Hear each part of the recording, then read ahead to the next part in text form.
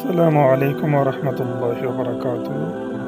اقوال زریں، انسان جب منافقت کی سیڑھیاں چڑھنا شروع کر دیتا ہے تو اسے جھوٹ کی عادت ہو جاتی ہے۔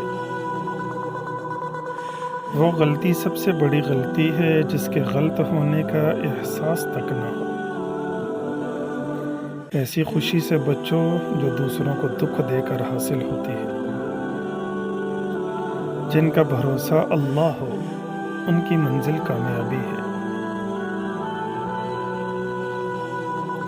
کوئی بھی چیز دل کو ایسا زندہ نہیں کرتی جیسے قرآن پاک کرتا ہے۔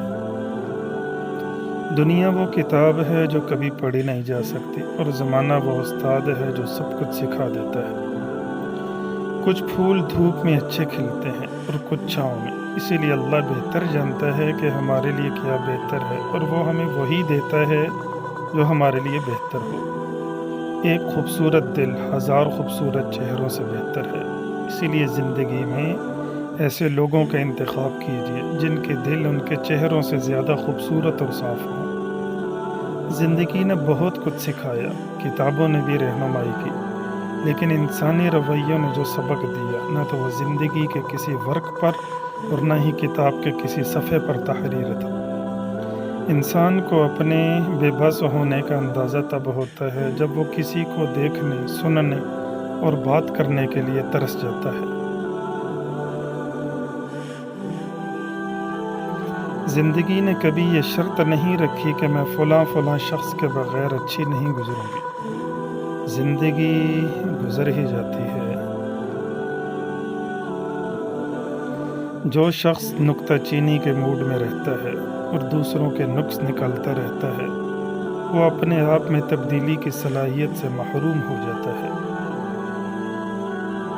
اصل توکل یہ ہے کہ آدمی اللہ کے سوا کسی سے امید تک نہ رکھے۔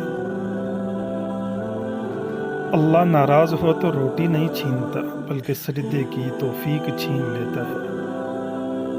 بے وقوف سننے سے پہلے جواب دیتا ہے، اور عقل مند سن کر سیکھتا ہے یا مسکرا دیتا ہے۔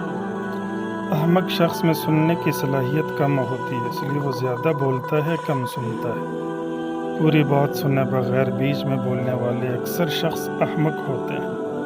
نسلی دوست کتنا بھی ناراض ہو مگر دشمنوں کی صف میں کھڑا نہیں ہوتا۔ صلح کے وقت پرانی باتیں نہ دہرائیں، ورنہ صلح نہیں جنگ ہوگی۔ گناہ کی کثرت گناہ کے ڈر اور احساس کو ختم کر دیتی ہے۔ نماز عادت بن جائے تو کامیابی مقدر بن جاتی ہے۔ خوبصورت لوگ ہمیشہ اعلیٰ اخلاق کے حامل نہیں ہوتے، لیکن اعلیٰ اخلاق کے لوگ ہمیشہ خوبصورت ہوتے ہیں۔ عقل گھر بیٹھ کر بادام کھانے سے نہیں آتی، یہ باہر جا کر ٹھوکریں کھانے سے آتی ہے۔ ہر کوئی کیوں نہیں ہوتا اندر سے باہر جیسا۔